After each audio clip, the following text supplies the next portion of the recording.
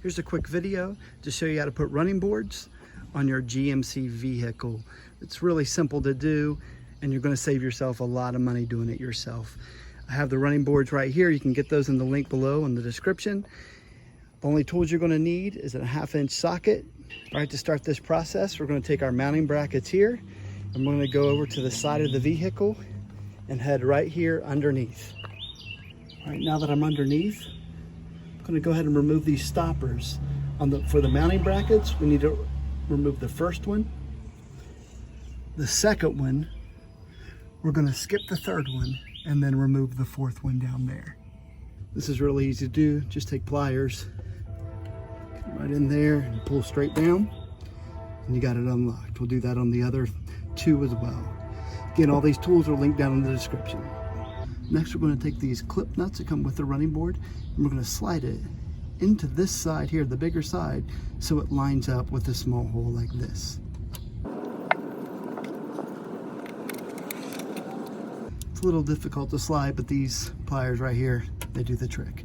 We're going to do this not only here, but on the other two.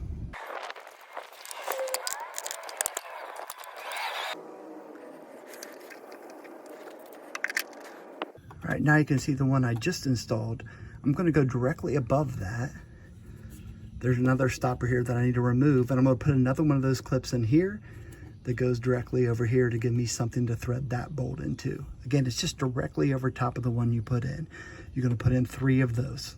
All right, now that I have both of the brackets in place there, I'm going to take these pieces right here, and it's going to go just like that.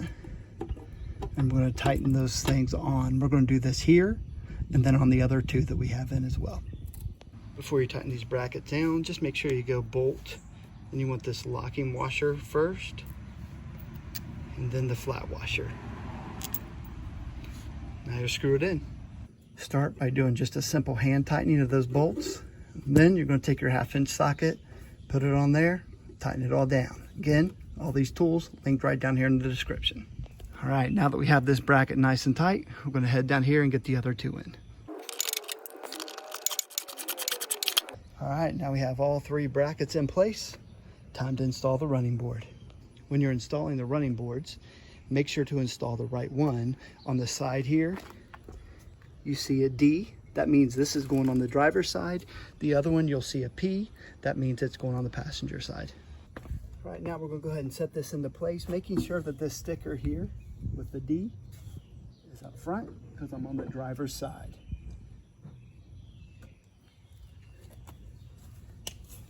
Right now, you're going to line up the bottom of the running board with the brackets that we just put in. You're going to use 2 bolts per bracket. Again, remember, you want that locking washer right here at the top, then the flat washer. We'll hand tighten them in, and then we will use our 1/2-inch socket, really get them tight.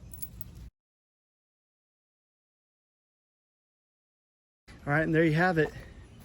Running boards installed. Nice and easy. Save yourself a ton of money and do this yourself. Don't pay a dealership to do it. I got the link to all the tools I used, plus a link to these running boards on Amazon right down here below. We'll get them straight to you. Hope this video was helpful. If it was, give it a thumbs up.